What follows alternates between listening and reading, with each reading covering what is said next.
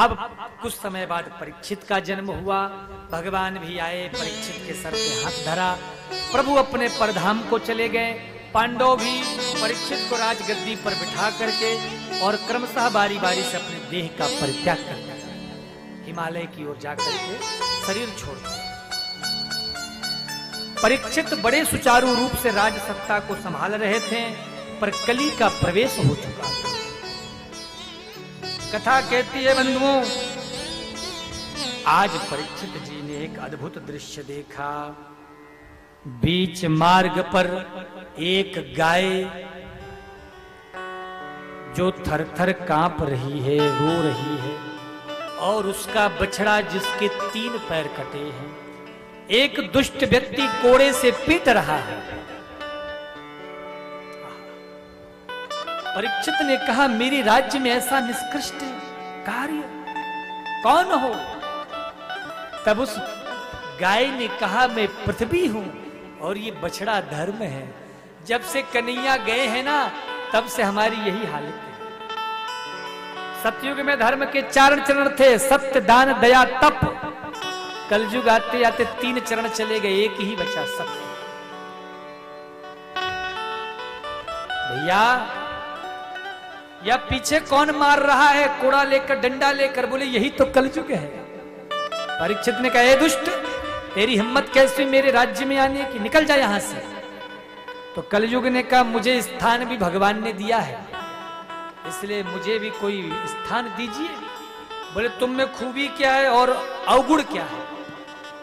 तो क्या गुण और अवगुण बता रहे हैं, जरा आप ध्यान से सुनना। अवगुण महाराज सुनो, अवगुण क्या है? बोले इतने अवगुण हैं कि पूछो मत। दुनिया की सारी बुराइयां मेरे अंदर है, एक भी ऐसी बुराई नहीं है जो मेरे पास ना हो। अच्छा, तो खूबी क्या है?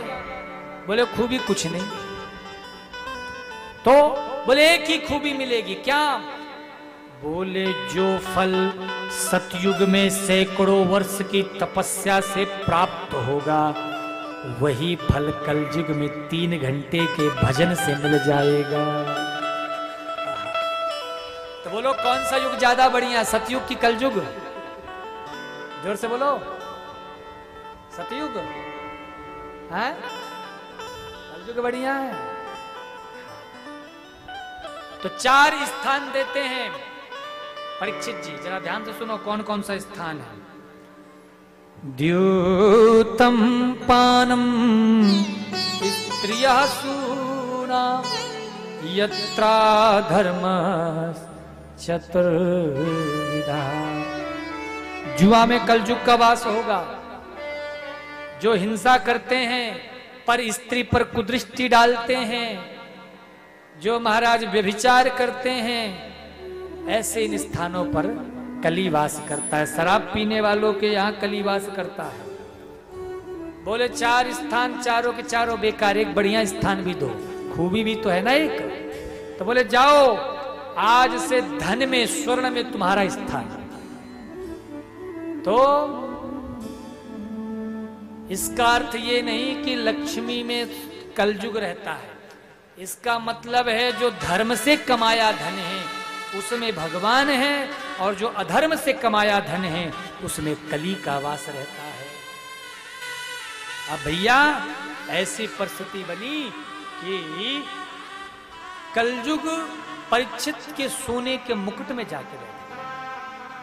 परीक्षित शिकार खेलने गए, रास्ते में एक ऋषि का आश्रम मिला। प्यास लगी थी परीक्षित को, तो जल की याचना की। ऋषि समाधि में बैठे थे, तो वो मुकुट पहनने के कारण परीक्षित की बुद्धि में दोष उत्पन्न हुआ और ऋषि के गले में मरा हुआ सर्प डाल के चले आए। ऋषि का पुत्र एक था श्रृंगी, जो कुछ दूर पे खेल रहा था। उसे पता लगा कि परीक्षित ने उसके पिता के साथ ऐसा अन्याय किया है, तो क्रोध में भर करके श्राप दे दिया।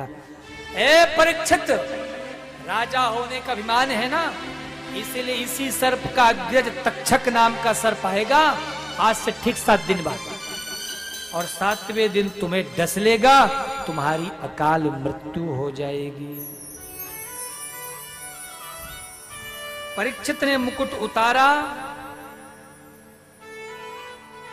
बुद्धि बदल गई। अरे राम राम, मैंने बहुत बड़ा अपराध कर दिया। एक ने दौड़ते दौड़ते खबर दी, महाराज आपको श्राप मिल गया है, 7 दिन बाद अकाल मृत्यु हो जाएगी।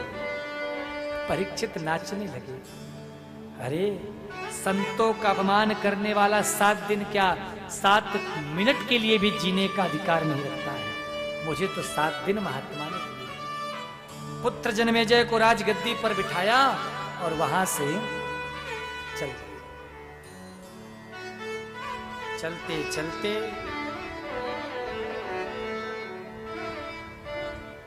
सुदूर हरिद्वार में गंगा जी के तट पर पहुंचे हैं, बैठे हैं। 7 दिन बाद मरना है, क्या टेंशन।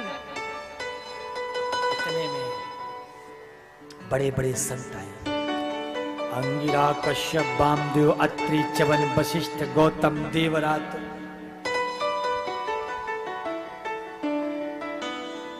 पराशर, शक्ति, व्यास सब वहां बैठे हैं। महाराज क्या श्राप मिल गया, ये कैसा श्राप मिला। बोले ये श्राप का, ये तो वरदान है। अरे भैया संतों का दर्शन श्राप थोड़ो हो सकता, वो तो वरदान ही होता है। तो ये वरदान है। संतों का समय हमारी वजह से बर्बाद नहीं होना चाहिए, इसलिए कृपा करके ये बताओ 7 दिन में मुक्ति का क्या मार्ग है। बड़े बड़े संत बैठे, कोई निष्कर्ष नहीं निकाल पा रहा। सब बैठे हैं, विचार कर रहे हैं, और उसी समय सबके देखते देखते स्वयं भगवान सुखदेव प्रकट हो जाते हैं। सुखदेव भगवान की जय हो। तत्रा भवद भगवान व्यास पुत्रो यदृक्षय गामटमानोऽनपेक्षा अलक्षलिंगो निजलाभ तुष्टो मृतश्च बालैर अवधूत वेशः। अद्भुत महाराज स्वभाव है, अद्भुत भाव है, अद्भुत रूप है। स्वयं व्यास नंदन सुखदेव जी पधारे हैं। परीक्षित ने आरती उतारी, पूजा की, और पूजा करने के बाद कहा भगवान एक ही मेरा प्रश्न है। क्या?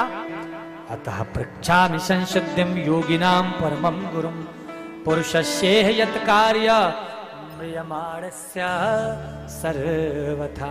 भगवान कृपा करके हमें यह बताएं, जल्दी मरने वाले को क्या करना चाहिए। अब इसका उत्तर जानने के लिए क्या करना पड़ेगा आपको? कल 3 बजे कथा में पुनः बैठना पड़ेगा।